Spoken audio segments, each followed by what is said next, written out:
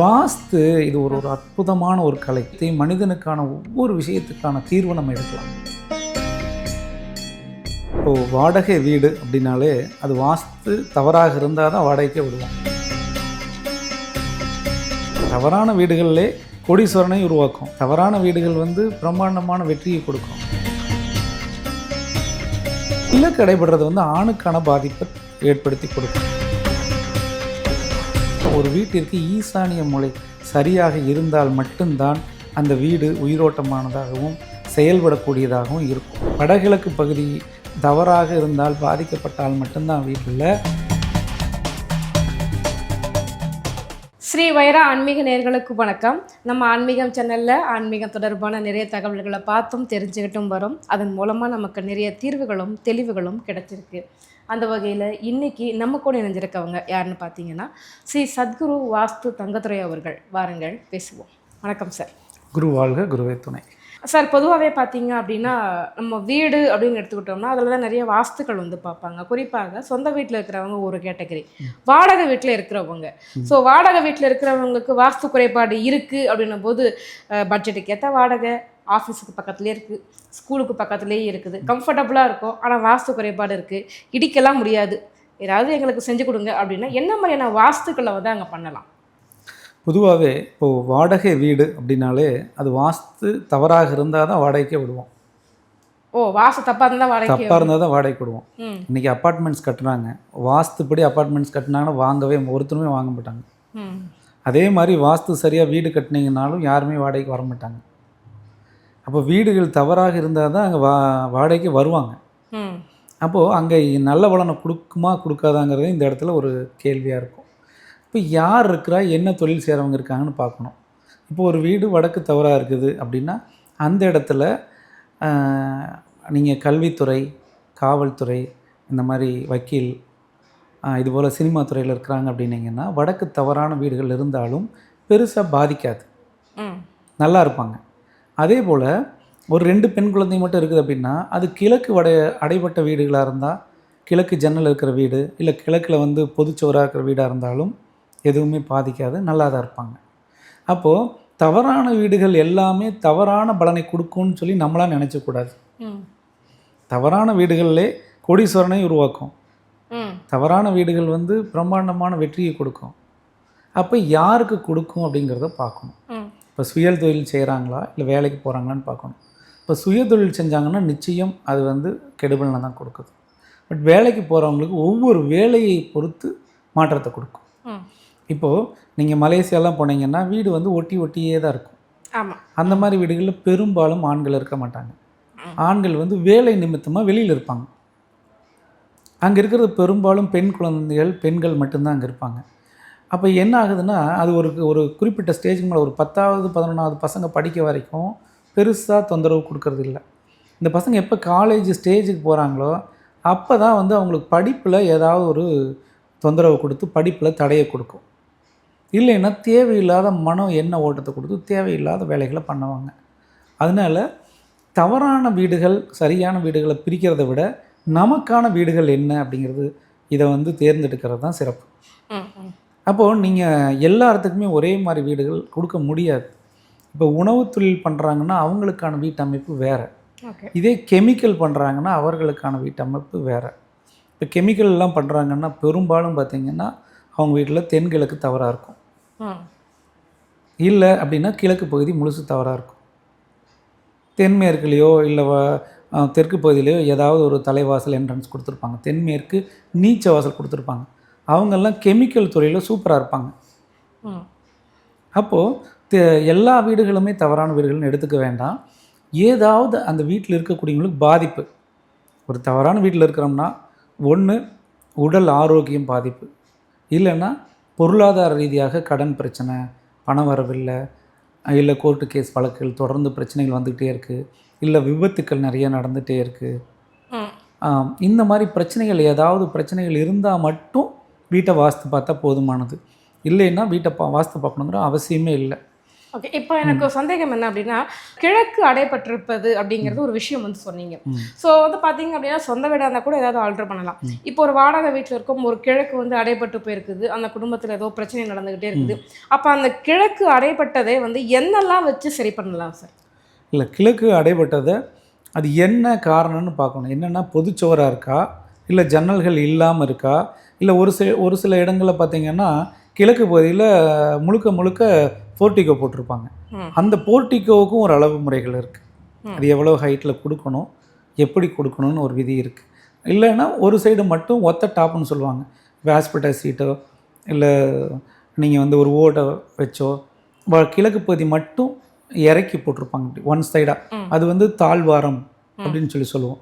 அந்த மாதிரி கிழக்கு பக்கம் இறக்கி தலைவாசலோ ஜன்னல்களை மறைக்கக்கூடிய அளவு போட்டிருந்தாலும் அதுவும் கிழக்கு அடைப்பட்ட வீடுகள் தான்.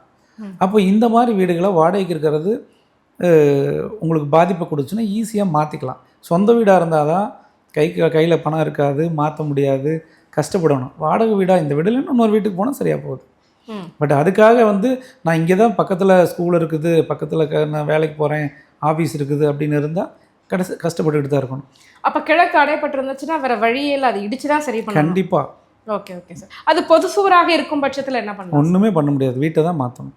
வீட்டை மாற்றியே ஆகணும். ஏன்னா கிழக்கு அடைபடுறதுல அவ்வளோ பிரச்சனைகள் இருக்கா? கிழக்கு அடைபடுறது வந்து ஆணுக்கான பாதிப்பை ஏற்படுத்தி கொடுக்கும். இதே கிழக்கு அடைபட்டால் தான் நான் மீண்டும் சொல்கிறேன், கிழக்கு அடைபட்டு 2 பெண் குழந்தை இருந்தால் ஒன்றுமே பண்ணாது, இல்லை ஒரே ஒரு பெண் குழந்தை இருந்தாலும் ஒன்றுமே பண்ணாது. அவருடைய கணவர் வேலை நிமித்தமாகவோ தொழில் நிமித்தமாகவோ வெளியூர் வெளிநாடுகளில் இருக்கக்கூடிய சூழ்நிலை, மனைவியை பிரிந்து இருக்கக்கூடிய சூழ்நிலைகள் தான் ஏற்படுமே ஒழிய வேறு எந்த பாதிப்பும் கொடுக்காது.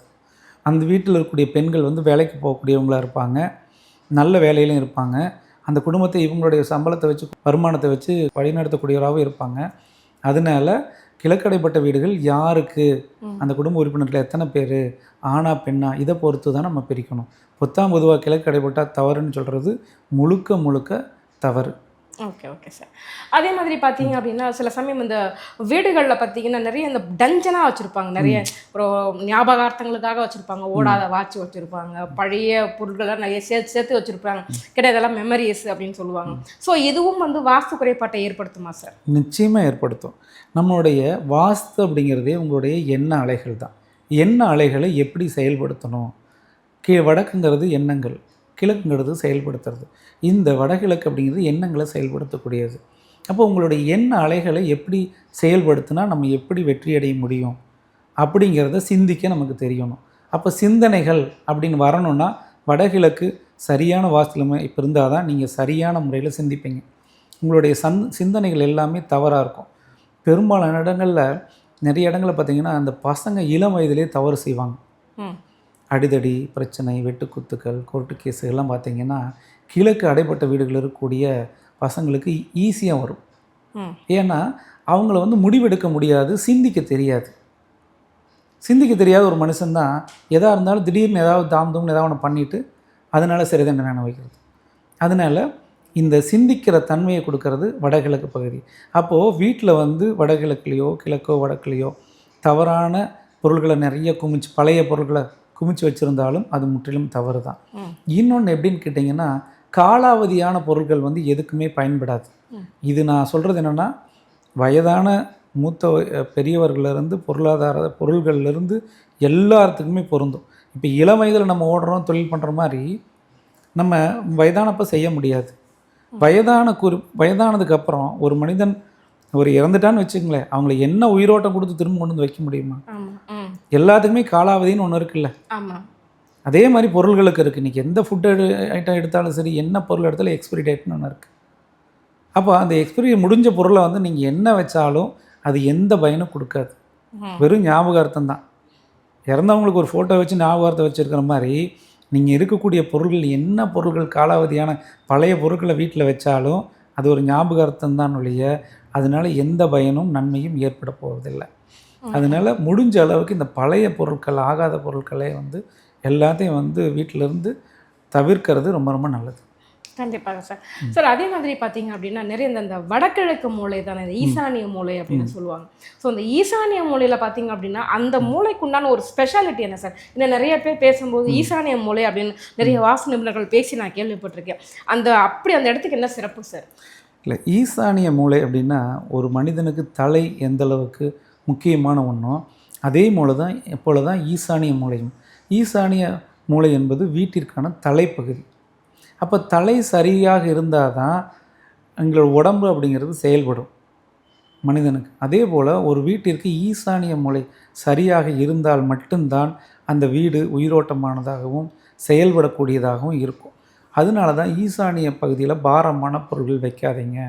ஏன்னா ஒரு மனிதனுக்கு ஒருத்தனுக்கு ஒரு தலையில் ஒரு மூட்டையை தூக்கி வச்சிட்டிங்கன்னா எவ்வளோ நேரம் தாங்க முடியும்? இதே முதுகில் வச்சா கூட ஒரு மணி நேரம் தாங்கலாம் அப்படின்னா தலையில் வச்சா அவ்வளோ நேரம் வச்சுருக்க முடியாது. அந்த மாதிரி தான் ஈசானிய பகுதி. ஈசானிய பகுதியில் நீங்கள் ஒரு வெயிட்டான பொருள்கள் எது இருந்தாலும் அந்த வீடு சரியாக செயல்படாது. அதே போல் தான் ஈசானிய தலைப்பகுதி அப்படின்னு சொல்லிட்டோமா, அப்போ தலையில் என்னென்ன இருக்குது? தலையில் மூளை இருக்குது, கண் இருக்குது, காது, மூக்கு, வாய் எல்லாமே பகுதிக்கானது. அப்போது ஈசானிய பகுதியில் ஜன்னல்கள் இல்லைன்னா கண்கள் இல்லாத குருடான வீடு அப்படிம்போம். ஓகே. அதனால தான் நிறைய பழையங்காலத்து சொல்லாடலாம் எப்படி வரும்னா, வாஸ்து பக்கம் போகிற இடத்துல சொல்லுவாங்க பெரியவங்கள்லாம், இது குருட்டு வீடு அப்படிம்பாங்க. அப்போ அது காரணம்னா ஜன்னல்கள் இல்லாத வீடு. அப்புறம் அதே போல் தான் இப்போ நீங்கள் வடகிழக்கு பகுதியில் ஒரு படிக்கட்டு கொடுக்குறீங்க. படிக்கட்டு அப்படிங்கிறது பாரமானது. அப்போது என்ன ஆகுன்னா, படிக்கட்டுகள் நீங்கள் கொடுக்குறப்போ அந்த வீட்டில் இருக்கக்கூடிய ஆணோ பெண்ணோ, இப்போது 2 பெண் குழந்தைகள் இருந்தாங்கன்னா பெண்ணுக்கு மனநிலை பாதிக்கப்படும். நிறைய வீடுகளில் போனீங்கன்னா பெண்கள் என்ன சொல்லுவாங்கன்னா, நான் தூங்குறப்ப ஏதோ என்னை அமுக்குது அப்படிம்பாங்க. ஒரு சில வீட்டில் என்ன சொல்லுவாங்கன்னா, பேய் நுனியோட்டம் எங்கள் வீட்டில் இருக்குதும்பாங்க. இன்னொரு வீட்டில் எங்கள் வீட்டில் தெய்வ நடமாட்டம் இருக்குது, சாமி எங்கிட்ட நேரில் பேசுது அப்படிம்பாங்க. இன்னொரு சிலர் என்ன பண்ணுவாங்க அப்படின்னு பார்த்தீங்கன்னா, ஏதோ பக்கத்து வீட்டில் ஒரு கொட்டடித்தா கூட அது எதுக்கு அடித்தாங்கன்னு தெரியாது. அது தெய்வ ஊர்வலம் போகிறதுக்கும் கொட்டடிப்பாங்க, இதே டெட் பாடிக்கும் கொட்டடிப்பாங்க. அப்போ ஏதாவது ஒன்று போகிறப்ப இவங்களோட எண்ண அலைகள் எப்படி இருக்குன்னா, ஏதோ கெட்டது நடந்துருச்சு அப்படிங்கிற ஒரு மனநிலையிலே அந்த வீட்டில் இருக்கக்கூடியவங்க பெண்கள் பெரும்பாலும் இருப்பாங்க. அதே மாதிரி தலைமகள் முதல் பெண் குழந்தையாக இருந்தாலும் அந்த வடகிழக்கு பகுதி கிழக்கு பகுதி தவறாக இருந்தால் பாதிப்பாங்க. இதே நீங்கள் வடகிழக்கு பகுதியில் மேல்நிலை தண்ணீர் தொட்டி கொடுத்தீங்கனாலும் அந்த வீட்டில் இருக்கக்கூடிய பெண் குழந்தைகளுக்கு இந்த எப்படின்னா அவங்கள அறியாமையே ஒரு செயல் செய்வாங்க. இப்போ உட்காந்துட்டே இருப்பாங்க, ஏதாவது ஒன்று நோண்டிகிட்டு இருப்பாங்க. இல்லை அவங்க சிந்தனைகள் நீங்கள் இப்போ வகுப்பில் ஸ்கூலில் போய் உட்காந்தாங்கன்னா படிக்கிறதுல கவனம் இருக்காது. எக்ஸ்ட்ரா ஆக்டிவிட்டீஸ்ன்னு சொல்கிறோம் இல்லையா, வேறு எங்கேயாவது அவங்க சிந்தனை இருக்கும். அம்மா என்ன பண்ணியிருப்பாங்க, சாப்பாடு கிடைக்குமா, சாயங்காலம் ஸ்நாக்ஸ் இருக்கும், இவங்களோட சிந்தனைகள் எல்லாமே அப்படி தான் இருக்கும். படிக்கிறதுல கவனமே இருக்காது. இதற்கு காரணம் என்னென்னா, வடகிழக்கு பகுதியில் மேல்நிலை தண்ணீர் தொட்டி. அதே மாதிரி பார்த்திங்கன்னா இளம் வயதை தாண்டி இப்போ ஒரு 10 வயசுக்கு மேலே ஒரு ஆண் குழந்தையோ பெண் குழந்தையோ பெட்லேயே இந்த யூரின் போகிறதெல்லாம் இருக்குது இல்லைங்களா, அது எல்லாமே வடகிழக்கு தவறாக இருந்தால் தான் நடக்கும். அப்போது வடகிழக்கு அப்படிங்கிறது நம்முடைய தலை சார்ந்ததுன்னு சொல்கிறோம். அப்போது தலையில் உங்களுக்கு ஒரு அந்த வீட்டில் வசிக்கக்கூடியவர்களுக்கு நரம்பு தொடர்பான பிரச்சனை, இப்போ ஒரு ஆட்டிசம் பாதிக்கப்படுதுன்னா அதுவும் வடகிழக்கு பகுதிக்கானது. ஸோ ஆட்டிசம் குழந்தை வீட்டில் இருந்துச்சுன்னா கூட வடகிழக்கு 100% வடகிழக்கு பாதிக்கப்பட்டது. அதே சமயம் ஒரு தலையை மட்டும் இப்படி ஆட்டிக்கிட்டு அப்படியே இருப்பாங்க, அவங்க தலை இப்படி ஆடிக்கிட்டே இருக்கும். அதே மாதிரி இவங்க என்ன சொல்கிறாங்க என்ன அவங்களா பேசிகிட்டு இருப்பாங்க, தனிமையில் அவங்க பேசிக்கிட்டே இருப்பாங்க. இப்போ ரோட்டில் போகிறாங்களே நம்ம பைத்தியக்காரன்னு சொல்கிறா, இதுக்கு காரணம் வடகிழக்கு பகுதி தான். வடகிழக்கு பகுதி தவறாக இருந்தால் பாதிக்கப்பட்டால் மட்டும்தான் வீட்டில் மனநிலை பாதிக்கப்பட்டவர்களை உருவாக்கும். என்ன சார் பகீர்னு இருக்குது 100%. வாஸ்து இது ஒரு அற்புதமான ஒரு கலை. இதை நீங்கள் எந்த அளவுக்கு நுணுக்கமாக ஆழமாக பார்க்குறீங்களோ ஒவ்வொரு விஷயத்தையும் மனிதனுக்கான ஒவ்வொரு விஷயத்துக்கான தீர்வு நம்ம எடுக்கலாம். இப்போ அந்த வடகிழக்கு பகுதியில் எந்த குப்பையுமே இல்லை, எந்த ஒரு வெயிட்டுமே இல்லை, சுத்தமாக இருக்குது அப்படின்னா அந்த வீட்டோட வாஸ்து எப்படி இருக்கும்?